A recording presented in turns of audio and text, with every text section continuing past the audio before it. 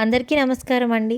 కార్తీక మాసం మొదటి రోజు సందర్భంగా ఈరోజు ఈ వీడియోలో మనం కార్తీక పురాణంలోని మొదటి అధ్యాయం గురించి చెప్పుకుందాం. పూర్వం నైమిసారణ్యమునకు సూత మహర్షి రాగా ఆయనను సౌనకాది మునులు సత్కరించి కార్తీక మాస మహత్యమును వినిపించమని కోరారు. అంతటా సూత మహర్షి ఇలా చెప్పసాగారు. పూర్వం ఒకసారి సిద్ధాశ్రమంలో జరుగుతున్న యాగానికి అవసరమైన ద్రవ్యం కోసం వశిష్ఠ మహర్షి జనక మహారాజు ఇంటికి వెళ్ళారు.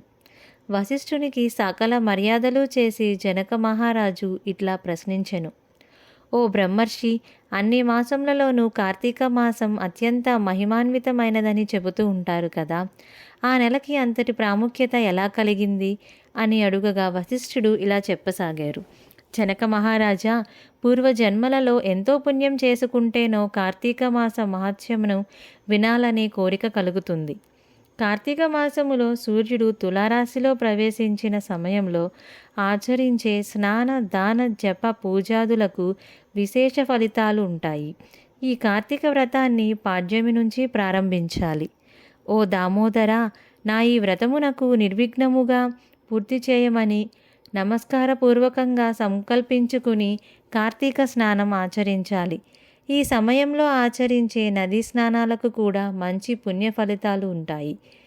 తదుపరి భక్తి శ్రద్ధలతో విష్ణు మహేశ్వర్లను పూజించి కార్తీక పురాణ పఠనము చేయాలి.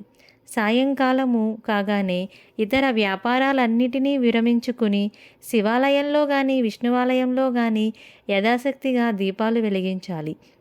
ఈ కార్తీక మాసము పొడుగున ఈ విధంగా వ్రతాన్ని చేసిన వారు వైకుంఠాన్ని పొందుతారు. తనకు తానుగా ఈ వ్రతాన్ని ఆచరించలేకపోయిన వారు ఇతరులు చేస్తుండగా చూసినా కూడా ఆ రోజు చేసిన పాపాలన్నీ విష్ణు కృపాగ్నితో ఆహుతైపోతాయి.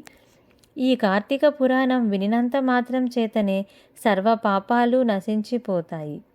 ఈ నెలలో శివప్రీతిగా సోమవార వ్రతం ఆచరించేవారు తప్పనిసరిగా కైలాసాన్ని చేరుకుంటారు.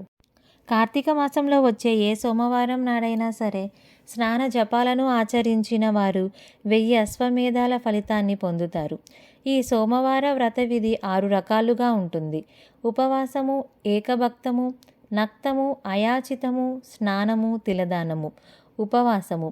శక్తి గలవారు కార్తీక సోమవారం నాడు ఉపవాసంతో పగలంతా గడిపి సాయంకాలమున శివాభిషేకం చేసి నక్షత్ర దర్శనానంతరం తులసీ తీర్థం స్వీకరించాలి. ఏకభక్తము. సాధ్యం కాని వాళ్ళు ఉదయం స్నానాన్ని ఆచరించి మధ్యాహ్నము భోజనము చేసి రాత్రి భోజనానికి బదులుగా శైవతీర్థము కానీ తులసీ తీర్థము కానీ స్వీకరించాలి. నక్తము. పగలంతా ఉపవసించి రాత్రి నక్షత్ర దర్శనం తరువాత భోజనం స్వీకరించాలి. అయాచితము. భోజనానికై తాము ప్రయత్నించకుండా ఎవరైనా వారికి వారుగా పిలిచి పెడితే మాత్రమే భోజనం చేయడం అయాచితము. స్నానము. పై వాటికి వేటికి శక్తి లేని వాళ్ళు స్నాన జపాలను చేసినను కూడా మంచి ఫలితాలుంటాయి. తిలదానము. మంత్ర జప విధులు కూడా తెలియని వాళ్ళు కార్తీక సోమవారం నాడు నువ్వులను దానం చేసినా సరిపోతుంది. ఈ పై 6 పద్ధతులలో ఏ పద్ధతినైనా అనుసరించి కార్తీక సోమవార వ్రతము చేసినట్లయితే మంచి ఫలితాలు అందుతాయి. కార్తీక మాసంలో వచ్చే ప్రతి సోమవారం నాడు కూడా పగలు ఉపవసించి రాత్రి నక్షత్ర దర్శనానంతరం మాత్రమే భోజనం చేస్తూ ఆ రోజంతా భగవద్ధ్యానములో గడిపే వాళ్ళు తప్పనిసరిగా శివ సాయుధ్యాన్ని పొందుతారు. పూర్వం ఒకానొక బ్రాహ్మణునికి నిష్ఠురి అనే కూతురుండేది. అందంగానూ అత్యంత విలాసంగానూ ఉండే ఆమెకు గుణాలు మాత్రం మంచివి అబ్బలేదు. బాధ్యత ప్రకారం తండ్రి సౌరాష్ట్ర బ్రాహ్మణుడైన మిత్రశర్మ అనే వానికిచ్చి పెళ్లి చేశాడు. మిత్రశర్మ కర్కశ పెట్టే కఠిన హింసలన్నిటినీ భరిస్తూనే ఉండేవాడు.